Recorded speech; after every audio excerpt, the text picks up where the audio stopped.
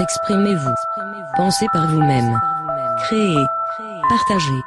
Diffusez librement et surtout ne vous taisez jamais. Lorsque nous sommes ensemble, ils ne sont rien. Le savoir est libre. Nous sommes Anonymous. Nous sommes Légion. Nous ne pardonnons pas. Nous n'oublions pas. Greetings world. We are anonymous. When retired FBI agent, the now deceased Ted Gunderson, reportedly told a gathering of militia members that the federal government had set up 1,000 internment camps across the country, I had no trouble believing his statement, because there is ample documentation to support his statement. Example, Rex 84, Operation Garden Plot, and now the NDAA. However, when Gunderson reported that the federal government was storing over 500,000 caskets outside of Atlanta, I also knew he was accurate on this point, because Sherry Wilcox found the evidence in this photo. However, when I heard that Gunderson was accusing the government of storing 30,000 guillotines, I thought he had lost his mind. Why would the government want to store guillotines? Gunderson told various patriot groups that the guillotines were being stored for the day that the government declares martial law and moves in to round up and execute American dissenters. Gunderson prophetically told patriot groups that the federal government was going to keep track of all of us. The last statement has indeed proven accurate given the recent Snowden/NSA scandal. Can somebody please explain to me why the government would need to order 30,000 guillotines? For what legitimate purpose could these tools of execution be utilized? The guillotine was invented by a Frenchman named Dr. Guillotine. The guillotine reached the height of its popularity when it was mainly used in the French Revolution to eliminate any potential opposition from people with dangerous ideas. The guillotine has never been used inside of the United States. The United States has executed people by firing squat, hanging, the electric chair, and lethal injection.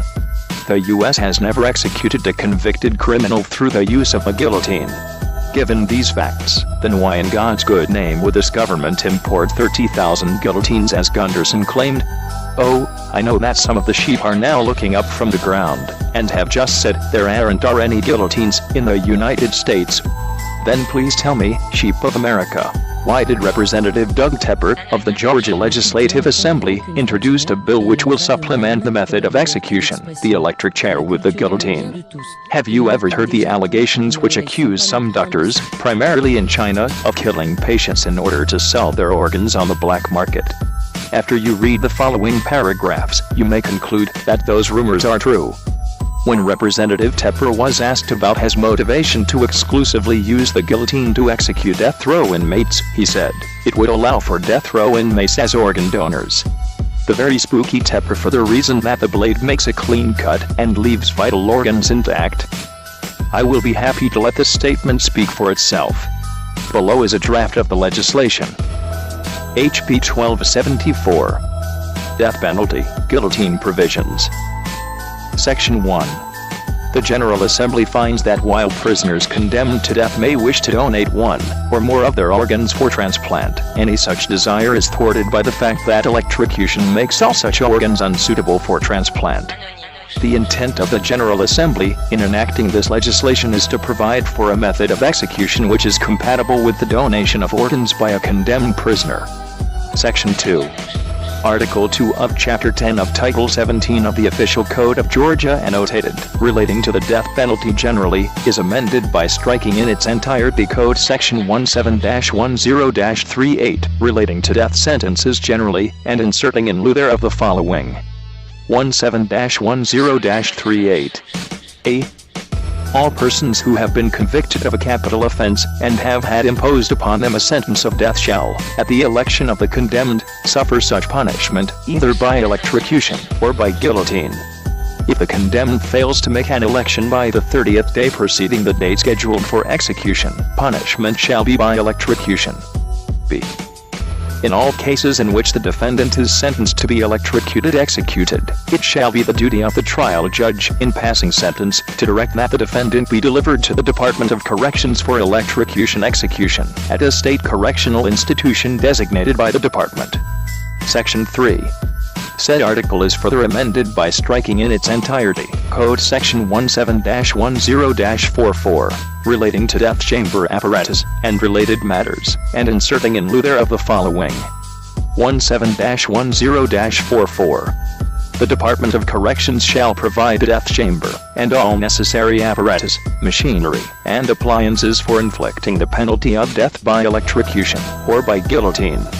Where would the proposed Georgia legislature guillotines have come from? Unless Gunderson was correct in that 15,000 are being stored in Montana, and 15,000 are being stored in Georgia. Has anyone bothered to do the math? A single guillotine reportedly can chop off the heads of about 100 people per hour. In 1 hour, the federal government has the capacity to execute as many as 3 million people. In one 10-hour day, 30 million people could be executed by way of a guillotine. We already know that the Department of Homeland Security has purchased 2.2 billion rounds of ammunition to go with their purchase of 2,700 armored personnel carriers. Do you realize that this is enough ammo to fight a war for about 7 years, and that there are enough DHS personnel carriers to allocate over 50 per state? Can you imagine if they were concentrated in their distribution patterns? This would be the equivalent of an invading army as DHS goes from house to house and seizes dissidents by the millions, and America will soon have their own version of the French Revolution. Since this story broke, one have to ask the question: why guillotines? Some sources stated that the next phase of the transhumanism experiments and developments requires a severed human head to facilitate the mixing of humans and animals into one sentient being. Further, futuristic DARPA robots will have human heads after the initial purge and subsequent executions. This makes sense because after the head is severed, the eyes blink and signs of life continue for up to a minute. This would allow a team to freeze and to preserve the head for whatever purpose. And just as frightening, I was told that some of satanic rituals require severed human heads, and we know the global elite, in large part, are indeed Satanists. I can understand people being skeptical about the guillotines because my first reaction was to reject the notion, under my personal veil of cognitive dissonance. Yet, the emerging facts speak for themselves. Although we did not know Gunderson personally, we did know Bill Poelek, and we was well acquainted with Griffith. And even if Poelek and Griffith were jointly mistaken on this issue, how would one explain away DEPR's efforts to introduce the guillotine into the Georgia justice system? The endgame implications are frightening. When we add the topic of guillotines to what we already know about 2.2 billion rounds of DHS ammo and 2,700 armored DHS personnel carriers, why should this be so hard to believe? How can't take the fact that DHS has armed to the teeth against Americans and are planning to murder Americans in horrific ways? Be prepared to be shocked as you watch the following chilling report on the possession and intent of the military with regard to the use of guillotines. The $64 million question is, who is the government planning to use these guillotines on? We are anonymous. We are legion. We do not forgive. We do not forget. Expect us.